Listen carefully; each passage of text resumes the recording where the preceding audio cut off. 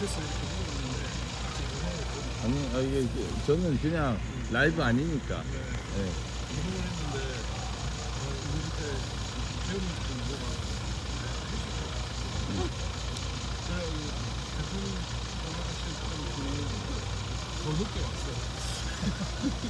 기억이 며칠 됐는지 모르고 있었는데 근데 그 사람한테 그 전화 보통 그때 개헌이 있었을 때 되게 놀랐잖아요. 사람들이 놀라잖아요. 무슨 일이 있나 이러면 전화를 해보잖아요. 그럼. 솔직히 알만하면 전화를 해보잖아요. 무슨 일이 있었구나. 이렇게 전화해보고 전화가 많이 엄청 다르게 대통령실 있으면 그래서 나도 전화 너무 많이 받았어요 여기서. 근데 대표님도 그런 사람들이 궁금해서 대통령실에 아는 사람 전화를 했는데 그 사람이 바로 받았으면 좋았는데 바로 받지 못하고 뭐 대기 중이거나 아니면 나중에 전화하겠습니다 이렇게 한 거예요. 그래가지고 그게 이제 특검은 대통령실에서 공무원에게 문자를 보냈다. 그래가지고 통화를 원합니다 라고 얘기한 게 황교안이 다시 전문을 그리고 나서 전화를 짧게 했는데 뭐 사실 무슨 어찌된 영문인지 모르겠습니다 이런 류의 답을 들은 거예요. 근데 그게 공무원 것이되고 그러니까 이게 뭐예요 여러분, 수동과 능동의 주체를 바꿔버리면 어떻게 되는 거죠? 그거는 바로 소설입니다. 구속영장은 되게 엄격하게 해야 됩니다. 사람의 인신을 구속하는 것이기 때문에 정말 엄격하게 기재해야 되고 팩트를 기재해야 돼요. 그런데 그거를 안 했던 거예요. 마이크 들고 있고. 짧게 방송이 있고. 자, 그럼 제가 질문할게요. 네. 네. 내 들고 있을 때.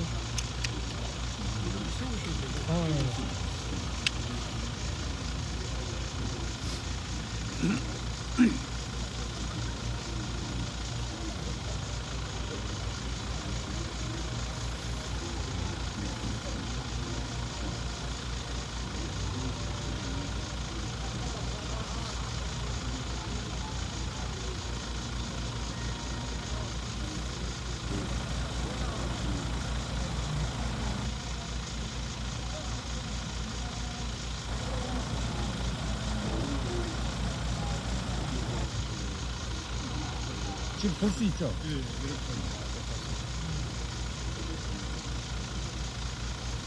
이렇게 그래. 굿. 말씀하시면서 하면 될게요. 네, 박지원 변호사님, 오늘 4시간 반 동안 황교안 대통령 구속 영장 심사, 구속 심사 변호, 선임 변호사로 변호하셨는데요. 지금 서울구치소 앞에 다시 들어가셨고 구치소 앞에 나왔습니다. 영장 심사 짧게 브리핑 좀 부탁드립니다. 간단하게 요약을 하면 그 허위 내용으로 기재한 소설? 네, 어제 제가 그 영장을 봤을 때 어떻게 영장을 이렇게 허위 내용으로 가득 찬 소설을 쓸 수가 있는지 이런 생각이 들었고 실제로 오늘 황교안 대표님께서도 상당히 발언을 내셨습니다. 나는 검사 때 이런 공소장을 쓴 적이 없다. 나는 검사 때 이런 공소장을 쓴 적이 없다. 어떻게 내가 한 말이 아닌 것을 이렇게 공소장에 기재를 하느냐. 내 생각과 전혀 다른 생각을 어떻게 그렇게 기재를 하느냐. 이런 그 허위 내용으로 쓴 소설을 구속영장 청구로 물론 체포할 때는 마찬가지입니다. 그렇게 기재를 하고 사람의 인신을 구속하려고 했습니다. 특히나 대한민국의 대통령 권한대행까지 지내고 국무총리 법무부 장관을 지낸 분에게 그런 허위의 내용으로 갖고 오늘 그 황교안 대표에 대한 구속영장 청구는 전 국민에 대한 국민 탄압의 시작이다라고 서방이다라고 할 수밖에 없는 게 오늘 특검부가 해서는 안 될 말이 있습니다. 그 특검이 뭐라고 했냐면은 선을 넘었다. 이자는 선을 넘었다. 라는 얘기를 했고 특검은 반대 세력을 원래 숙청하려고 하는 이런 취지로 얘기를 했습니다. 아니 어떻게 공권력을 행사하는 기관이 선을 넘었다는 말을 할 수가 있죠? 그 잣대를 누가 평가하는 거죠? 그러니까요. 네. 반대 세력을 추천한다. 이거 자체로 그 말 자체가 그게 지금 트럼프 대통령이 오늘 제 의견서에도 있었지만 트럼프 대통령이 Purge and Revolution What's going on? 사우스 코리아라고 얘기를 했습니다. 그 얘기 변호인 의견서에 그대로 담았어요. 그 수청을 하는 기관인 것을 스스로 드러내고 있습니다. 그래서 저는 너무나 황당했고 그 변론이 이어지는 과정에서 실소를 금치 못하는 그런 반응도 있었습니다. 이를테면은 그 우리 황교안 대표는 지금 특검의 이런 잘못된 그 영장 청구가 혐의도 없는 것에 대한 탄압이라고 생각을 하고 여기에 대해서 수사를 불응한 것이잖아요. 근데 우리가 그냥 일견 봐도 그냥 페이스북에 글 하나 올린 것을 이걸 기본형 자체가 최하한이 3년 이상의 범죄의 내란 성범죄로 특히나 내란죄가 확정되지도 않고 재판 중인데도 불구하고 헌법재판소는 내란죄에 대해서 전혀 아무 검토도 한 바도 없습니다. 그런 상황에서 내란 성범으로 이렇게 몰아붙이는 것 자체가 말이 안 되는 거죠. 그리고 중요한 것은 황교안 대표는 체포하라고 얘기를 했습니다. 여러분, 체포라는 것은 불법이 아닙니다.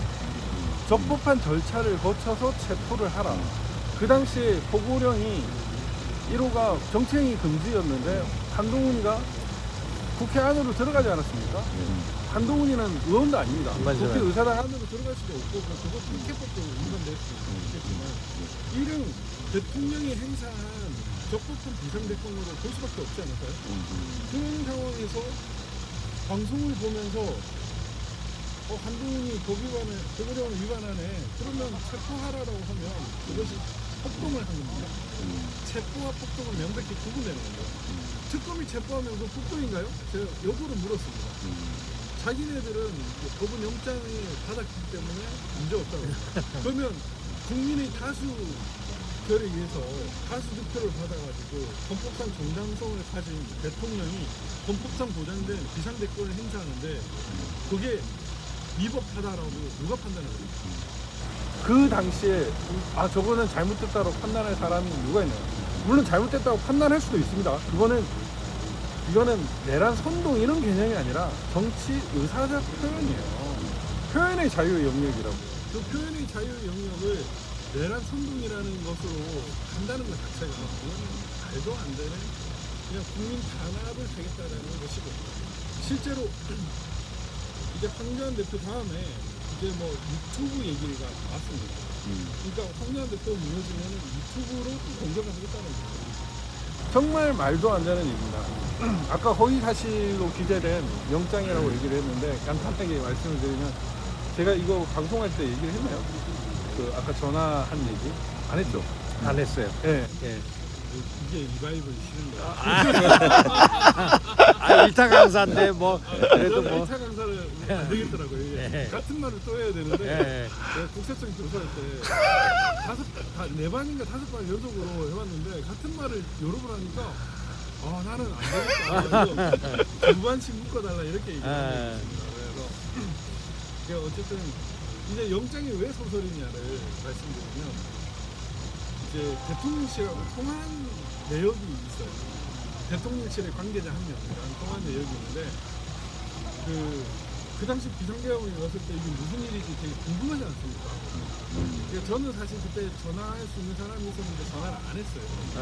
근데 황 대표님은 좀 궁금했나 보죠. 그래서 전화를 했는데 그 사람이 종일님 전화 주셨네 이래가 바로 받았으면 모르겠는데 안 받은 겁니다. 우리 있잖아요. 저도 기자 막 전화하면은 오늘도 많이 그랬는데 곧 연락드리겠습니다. 문자 보내주세요. 다음에 회신으로 해서 연락하는데 그죠. 그렇게 자동 응답 기능이 간 문자를 보냅니다. 근데 특검은 이걸 어떻게 구성했냐면 대통령실에서 황교안 전 총리한테 문자 메시지를 보냈다. 그리고 황 총리가 그 문자를 받고 답을 했다 이렇게 했는데 그냥 응답할 수 없습니다 이런 문자가 왔는데 황 총리는 황 대표는 이렇게 얘기합니다. 통화를 원합니다. 뭐 이런 류의 문자를 보냈나 봐요. 그랬더니 황교안 총리가 답변을 했다. 네, 이래가지고 한참 뒤에 짧게 통화를 한 겁니다. 뭐 아시겠지만 갑작스럽게 전화하면은 제일 먼저 하는 게 뭡니까? 잘 지내? 뭐 이렇게 안부 인사한다고 1분 다 보내잖아요. 근데 통화 시간이 자체가 2분 얼마밖에 안 돼요. 그 시간 동안 무슨 모의를 하고 그리고 폭동을 하라 이런 것도 아니고 적극하게 체포하라라고 한, 여러분 체포하라는 말 자체가 나쁜 말이 아닙니다. 나쁜 놈이 있으면 체포하라고 할 수 있죠. 법을 위반한 사람이 있으면 체포하라고 할 수 있습니다. 그거는 폭동이 아니에요. 폭동을 조장한 것도 아니고. 근데 그 적법한 절차에 따라서 체포를 하면 되는 거죠. 이번에 특검이 체포와 압수수색 과정에서 문을 뜯고 사람을 밀치고 막 물을 끌고 가고 이런 적법하지 않은 절차에 의한 체포는 문제가 될 수는 있습니다. 그렇지만 우리는 그러한 체포조차도 그 이호석 씨를 그렇게 막 내진탕을 하고 지금 침을 질질 싸게 한다는 그런 식으로 한다는 건데, 그러한 체포조차도 폭동이라고 할 수는 없어요. 그런데 이거를 폭동으로 해서 내란 선동으로 몰아버립니다. 이거는 있을 수가 없는 일이죠. 정말 화가 나는 일이고, 이번에 이제 좀 다행스러운 거는 제가 그 얘기를 했습니다. 미국 얘기를 해야 되겠다라고 생각을 했어요. 왜냐면은 실제로 우리나라를 미국이 주목하고 있습니다. 그 정상회담 직전 3시간 전에 바로 뭐라고 했습니까? 정상회담 3시간 전에 서울교회 레볼루션이 무슨 일이냐, 우리는 이런 나라와 사과할 수 없다라고 트럼프 대통령이 명시적으로 얘기했어요. 그렇다면은 서울시가 있었는지 없었는지, 지금 일어나고 있는지, 이게 정말 중요한 건데, 지금 이란 행위가 정치적 수천입니다. 정치적 수천이 있는 나라는 공산주의 국가밖에 없다. 맞습니다. 중국, 문화대혁명, 러시아, 북한, 이런 나라들, 그리고 나치, 이런 나라들, 전체주의와 공산주의가 지배하는 이런 나라들만 숙청이 일어나고 있는데, 그 작업을 지금 하고 있는 겁니다. 지금 내란 특검이 이런 식으로 국민을 내란 선동 혐의로 몰아붙이는 것은 숙청입니다. 숙청. 자기들도 막 특검이 뜨끔뜨끔 했는지 우리는 그런 거 아닙니다 라고 하면서도 또 실제로 해서는 안 되는, 원래 내란 특검 자체가 반대 세력을 이렇게 하려고 하는 그런 식으로 얘기를 하고 선을 넘었다는 얘기를 하고, 그런 판단을 한다는 것 자체가 정말로 명백히 잘못된 얘기입니다. 그리고 황교안 대표님이 그 휴대폰 비밀번호를 주지 않았다고 얘기를 하는데, 그게 증거인멸을 우려가 되는 것도 아니고요. 왜냐하면 진술 거부권의 행사거든요. 잘못된 수사에 대해서 진술 거부권을 행사하겠다는 겁니다. 실제로 미란다 원칙이나 진술 거부권의 행사가 행사하더라도 불이익을 받지 않는 게 그게 그냥 헌법상의 권리입니다. 그런데도 그거를 불이익한 사유로 기재를 해버리는 거예요. 말이 안 되는 거예요. 그러니까 실질적으로 페이스북에 그 올린 것 자체는 그걸로 끝이에요. 증거 확보가. 근데 더 이상 확보할 것도 없어요. 근데 통화 내역까지 조사를 하고 그 사람들이 그 통화 내역까지 했고 집에 들어가지고 뭐 메모지니 이런 것들도 압수를 했어요. 실제로 우리 자유와 혁신도 압수를 당했잖아요. 네. 대표님이 무슨 증거인멸의 우려가 있습니까? 지금 압수수색 2번째예요. 아니지, 또 주변 사람들 같이 하면 지금 몇 번째인지 모르는 상황에서 그게 무슨 증거인멸의 우려가 있겠습니까? 조은성 사람들이 얼굴을 모르지만 황교안은 얼굴을 다 아는데 도망의 우려가 있겠습니까? 그런 분한테 증거인멸 도망의 우려가 있다라고 기재를 하는 것 자체가 소설이고, 그리고 이거는 제가 미국 왔다 갔다 한다고 한국의 어떤 굵직한 사건에 대해서 변론을 맞지 않아가지고 그 내란 사건과 관련된 조망을 이번에 처음 해봤는데, 구속영장 청구서를 보니까 윤석열 대통령이 부정선거 때문에 개헌안이 왔더라고요. 근데 여기서도 또 소설이 있습니다. 우리가 부정선거와 관련된 정관위를 압수수색 하려고 정관위를 계엄군이 방문했다라는 거 언제 알았습니까? 계엄 당시에 알았습니까? 몰랐고 개헌 2, 당시에 3일 지나고 몰랐죠. 2, 3일 예. 지나고 그 다음날 네. 보도가 뉴스타파에서 제일 처음 나왔더라고요. 그 다음에 경향신문에서 뭐 10시경에 나왔습니다. 선거연수원은 한참 뒤에 나왔었죠. 그런 그런 상황이었는데 황교안 대표하고 뭐 부정선거 때문에 그때 이제 짧은 그 비상계엄 있는 시간 동안 뭐가 진행이 됐다고 알 수 있겠습니까? 전혀 모르는 거죠. 그 자체도 허위 사실이었어요. 너무나 많은 허위 사실로 기재되어가지고 실수를 금할 수 없었고 사실 황교안 총리께서 엄청나게 대노하셨습니다. 검사들이 이렇게 공소장을 엉망으로를 넘어서 허위 사실로 쓰고 추측성을 넘어가지고 완전히 왜곡해가지고 이렇게 비틀게 쓰면 되나요? 라고 말씀을 하시고 전 칠 정도로 그렇게 했고 너무 큰 모욕감을 느끼실 정도로 그 순간 일어나가지고 나가실 뻔했습니다. 아니 진짜 나갈 정도로 분노를 하셨고 다행히 그 윤영희 변호사님이 뭐 이렇게 다시 이렇게 해가지고 다시 진행을 했지만 그 정도로 심한 소위 사실로 기재한 공소장 거기에 엄청난 모욕감을 주는 황 대표님은 사실 법무부 장관 그때 공천 받을 그 임용 인사청문회 할 때 법무부는 태평양에서 의뢰 검사장 출신에게 주는 그 정도 금액을 받아가지고 정관이 뭐 얼마를 받았다 이런 걸로 논란의 대상이 되죠. 그렇죠. 아주 그냥 뭐 편안하게 잘 쓸 수 있는 분이니까 거기에 이제 법무부 장관과 국무총리까지 하셨고 대통령 권한대행까지 하셨으니 대형 로펌이나 뭐 이런 물질적인 이득이나 사회적 지위를 생각하면 너무나 편한 길을 갈 수 있는 분이신데 지금 이렇게 구속당하시고 부정선거 외친다고 누가 알아주지도 않고 그런 거를 무슨 돈을 벌 목적으로 이렇게 해가지고 정말 제가 가슴이 그냥 모욕이지 모욕 왜?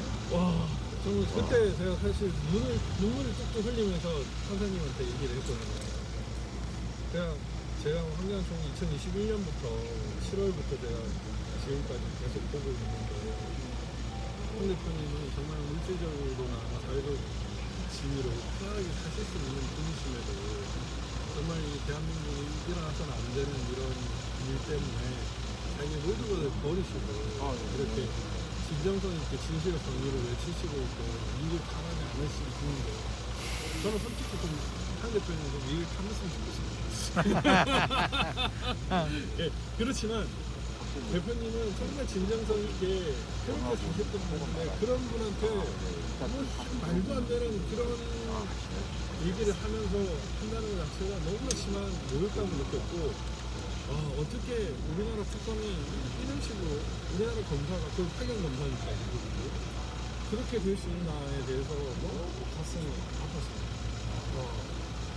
그리고 이번에 이제 중요한 건 이제 마트 마코이스 전 미국 에너지 차관보하고 그 모스탄 트럼프 1기 형사 사법 대사 뭐 2기 주한 그 미국 대사 후보로도 거론되는 분이죠. 그분들이 지금 그 탄원서를 써주셨습니다. 사실 제가 오늘 더 이상 얘기를 안 안 하려고 했는데 뭐 지금 법정에서는 얘기를 안 했지만 사실 미국에 있는 여러 단체 장이 마이클 존슨 하원 의장한테 이 한국의 지금 상황을 알리니까 정면으로 좀 제출해달라고 얘기를 했는데 그거를 시간이 안 맞아서 제출 못했습니다. 그렇지만 그런 정도로 미국에서 이 사건을 아주 무섭게 보고 있습니다. 지금 그 구속영장 청구서에 그 비상계엄으로 인해서 우리나라 뭐 환율이 올라가고 이런 얘기를 써놨더라고요. 그래서 제가 이걸 보면서 어제 환율을 올렸습니다. 지금 계엄 환율은 돌파 직전이에요. 지금 국제 신용도는 점점 낮아지고 있고 여러 가지 불안 요소가 있는데 지금 사실 우리 한국에서 가장 미국과 가까운 정치인을 할 수 있는 황교안 총리를 구속하게 되면 이거는 국격의 망신입니다. 나라가 처참히 무너질 수 있다. 그래서 그 탄원서를 보면서 미국이 주목하고 있다는 점도 얘기를 했습니다. 사실 뭐 존 밀스 얘기도 했지만 이 존 밀스 지금 부차관보는 사실 제가 타는 부탁을 했는데 아마 이제 미국의 그 공무원 신문이고 그 국무부 소속이다 보니까 공식 서명은 하지 않았지만 미국 상부에 자기 상부 상관이 그럼. 분명히 있겠습니까? 바로 그러니까. 보고를 했다고 합니다. 미국이 주목하고 있는데 어.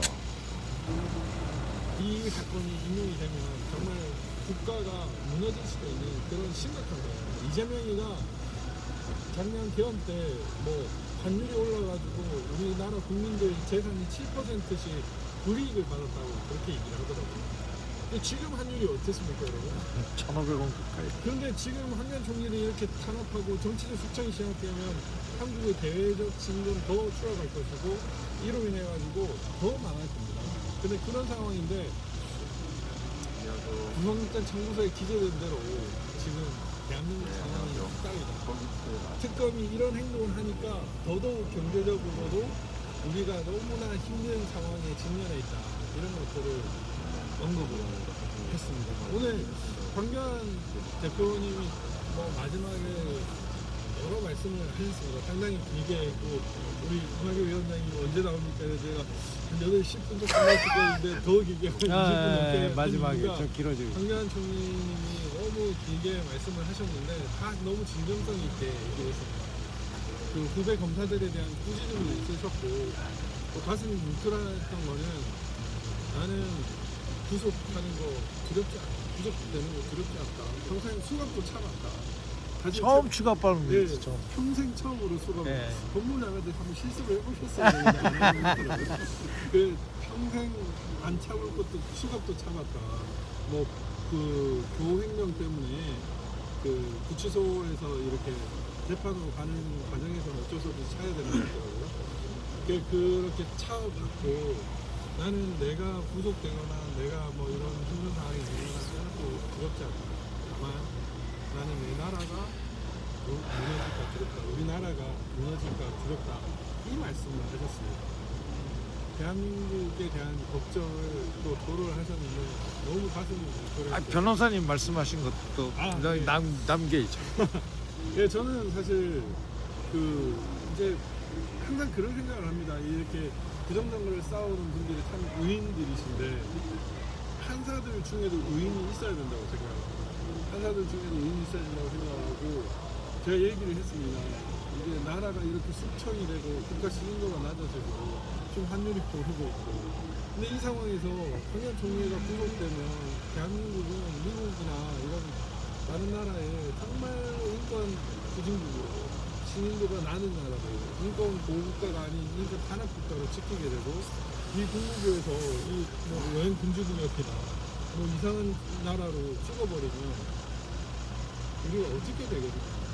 우리나라가 마지막 무너져가는 나라지만 이 나라에도 그 숙청을 막는 한 명의 판사가 있다는 것을 보여요.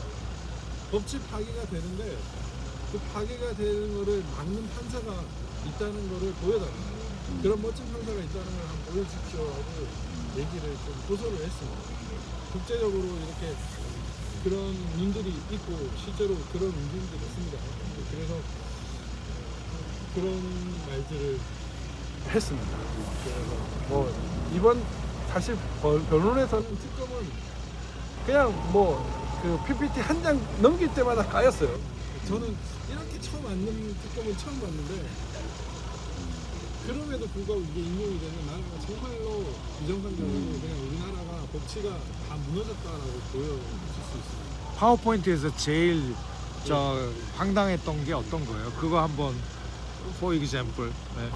그러니까 대표님이 했던 말이 아닌 다른 아, 말을 네. 다르게 한 거죠. 그러니까 지금 정확하게 기억은 안 나는데 예를 들면 그 뭐 아까 그 얘기했잖아요. 황교안 대표님은 그냥 그 대통령의 무슨 조치를 위반한 한동훈을 체포하라 이렇게 얘기를 한 거예요. 근데 뭐 예를 들면 그거를 풀어서 뭐 폭동을 하라라고 이렇게 기재를 하면 그게 말이 안 되는 거죠. 그런 식으로 쓰는 거예요. 뭐 인용도 잘못했다면서요? 인용도 잘. 그게 형편없지. 그 형사인데. 그러니까 이제 형사는 명확성이 지금 제형 법정주의, 인두기어 프로력, 의심스러울 때는 피고인의 이유로 얘기를 하는 게 형사법의 대원칙입니다. 그런데 특검의 공소장은 소설이고 설명하는 것도 추측과 추론과 비약이에요. 자기 마음대로 생각을 하는 그런 판단을 하고 있는 거예요. 저는 와 어떻게 이렇게 쓸 수가 있지? 어제도 제가 뭐 저 변호인창에 이거 완전 소설입니다라고 얘기를 했지만 황교안 총리는 여러분들께서 아시다시피 지금 처음부터 지금까지 쭉 그 비상계엄은 적법하다라고 얘기를 하셨습니다. 그런데 이 특검은 황교안은 이 비상계엄이 내란인 점을 알았으면서 이렇게 얘기를 한 거예요. 사실 여러분 그 또 뭐 법무부 장관으로서 통진당 해산경험을 막 실어놨더라고요. 또. 근데 그 통진당 해산은 무슨 전화국을 없애버리고 뭐 폭탄을 설치하고 이런 거예요. 근데 그럼. 체포하라라고 하는 게 여러분 뭐가 잘못인 거죠? 이게 있었습니다. 그 주사파 척결, 네. 그다음 부정선거 밟은 세건이 네. 내란 선동이라는 거예요. 네. 그 부정선거 밟은 세건 네. 주사파 척결이 잘못됐습니까? 그 대표님이 저게 잘못됐습니까? 여러분이 쓴 거 맞나요? 저걸 저렇게 검사가 말하면 안 맞나요? 돼요. 검사한테 검사 맞나요?라고 네. 얘기할 정도로 아니 틀린 말 한 게 아니잖아요. 내란 뭐 비상계엄 상황이 아니라 할지라도 주사파 척결 반드시 해야 되죠. 참이 명제인데. 네, 참여 명제죠. 그리고 부정선거 밟은 색을 해야 되지 않겠습니까? 그걸 그러면 넘치게 놔둬요? 말도 안 되는 거잖아요. 그런 것들을 했습니다. 그러니까 있을 수가 없는 일들을 해가지고 저는 아니 저거를 왜 썼지? 왜 썼지? 뭐 이런 생각이 드는 거예요. 그러니까 너무 황당했고 사실 그 대통령실과 전화해가지고 그 전화 받은 거 솔직히 뭐 그 사람이 알아도 얘기를 잘 안 해주겠지만 그 사람도 모른다라고 했잖아. 그 이미 뭐 친구들의 수사를 받아가지고 뭐 지금 전혀 그 조치가 안 취해지고 있는 사람인데 이미 그런 걸 알면서도 그 사람과 짧게 전화 통화 한 번 한 걸 가지고 내란 선동으로 엮는다는 거. 그리고 뭐 전화 자동 응답을 받았는데 그게 대통령실에서 먼저 문자를 보내가지고 답을 하고 전화를 해가지고 이 페이스북에 올리고 이런 식으로 고소를 쓴다는 게 여러분 이게 지금 대한민국의 특검이란 집단이 하고 있는 에휴 참. 이건 있을 수가 없는 일이고 대한민국의 정치적 숙청이 일어나고 있다는 얘기고 아니 무슨 선을 지키고 아니 선을 넘는다는 게 아니 그 검사 맞아요? 법하는 사람 맞냐고요. 네, 절대로 있을 수가 없는 일이 일어났고 지금 변론 과정에서도 벌어졌습니다. 뭐 결과가 당연히 저는 기각이 될 거라고 믿지만 아직도 안 났죠. 뭐 판사가 잘 판단할 거라고 생각을 합니다. 지금 이제 12시 30분 정도 됐는데 몇 시쯤으로 예상하십니까? 모르겠어요. 우리가 8시 반에 적응이 끝났기 때문에 이제 나오든가 그러지 않을까 싶어요. 저는 어쨌든 뭐 오늘 함께 오신 변호사님들 너무 고생 많이 해주셨고 힘이 됐습니다. 8명의 변호사님들이 함께 했는데 정말 도움이 됐고 이렇게 응원해 주시는 우리 의인들, 외국 시민들 덕분에 힘이 났고요. 항상 이 진실과 정의가 대한민국을 덮을 수 있도록 간절히 바랍니다. 백일가 기도하시는 분들이 많더라고요. 참 신기한 일인데 정말 감사한 일이고 대한민국에 이런 깨어있는 분들이 점점 더 많아져가지고 대한민국이 이렇게 있어서는 안 되는 수청이 지금 벌어지고 있다는 거를 다 자각을 해서 더 이상 거짓과 위선이 대한민국을 덮는 그런 세상이 만들었으면 좋겠습니다. 제가 아까 그 얘기를 마지막에 이제 제가 하고 이제 그 대표님도 길게 말씀하셨는데 전 짧게 마지막 말을 뭐라고 얘기했냐면 오늘의 이 재판은 대한민국 국민들이 모두 가슴 찹찹했다. 그러니까 얼마나 잘못된 일들이 이렇게 일어나고 있는지 저 특검이 무슨 생각을 하고 있는지를 알았으면 좋겠다. 그거를 막아주셔야 하는 것이 판사님이시다. 그렇게 말했습니다. 있어서는 안 되는 일들이 지금 대한민국에 정말 많이 일어나고 있는데 그런 일들이 더 이상 안 일어나면 좋겠습니다. 대한민국을 덮고 있는 이 진공, 부정선거 카르텔, 그리고 진중파, 반국가 세력들 모두 청산을 해서 이 힘든 이 순간들을 빨리 넘어가면 좋겠습니다.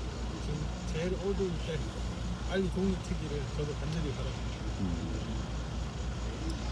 감사합니다. 감사합니다. 고생하셨어요. 수고하셨습니다. 정말 큰일 하셨어요. 진짜. 아 여기 저기 뭐야 시청자들한테 그 말씀은 하셔야죠. 네, 너무 사랑합니다. 그러니까 예. 제가 오랜만에 실시간 방송을 지금 1000명이 넘었습니다. 여기 네. 이 모든 게 1200 명. 부정선거 때문이라고 얘기가 나오네요. 여기 예. 부정선거, 예. 가짜 국회, 예. 가짜 대통령입니다. 그러니까 민심의